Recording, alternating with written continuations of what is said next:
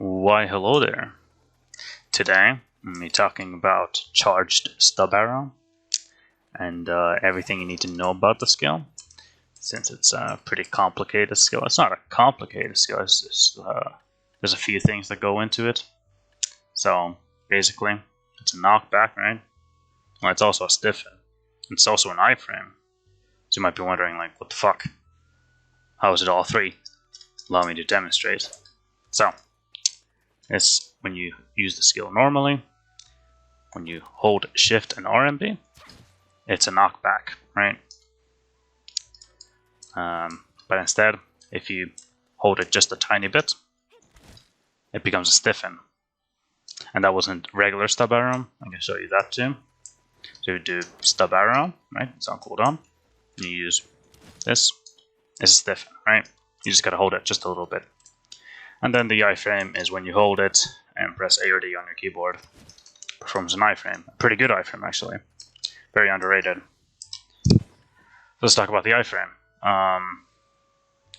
How good is it? It's pretty good. There's a few limitations that go into the iframe. One of it being it's a 6-second cooldown. That's, I guess, a pretty big one. Plus, you have to be a bit reactive. This is the fastest you can get with it. So you have to be pretty predictive in a 1v1 situation when you can get potentially grabbed, and so on and so forth. So how do you want to use the skill? So for efficiency's sake, you want to use regular stub arrow first. So that's on cooldown, it's been used. And then you want to go into, say, another stiffen to surprise your enemy. Think, oh, your arrow's on cooldown. That's one way to use it.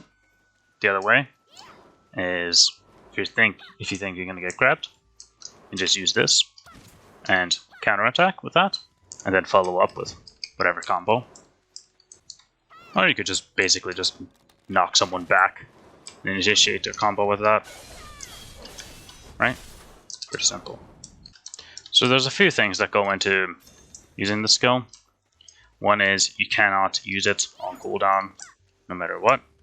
So if I were to use it here, even if I hold RMB, shift RMB, yeah, I don't get it until it's off cooldown.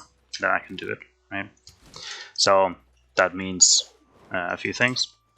One of them being, if you use it for a stiffen, your iframe's on cooldown for 6 seconds too, because you can't use the charged stub arrow until 6 seconds, right? So that's one of the limitations to the skill. The other one is if you do a backdash into shift RMB, you will forcefully do regular stub arrow. So you have to use forward dash into charge stub arrow. Alright, so that seems pretty fine and dandy for like a 1v1 situation, right?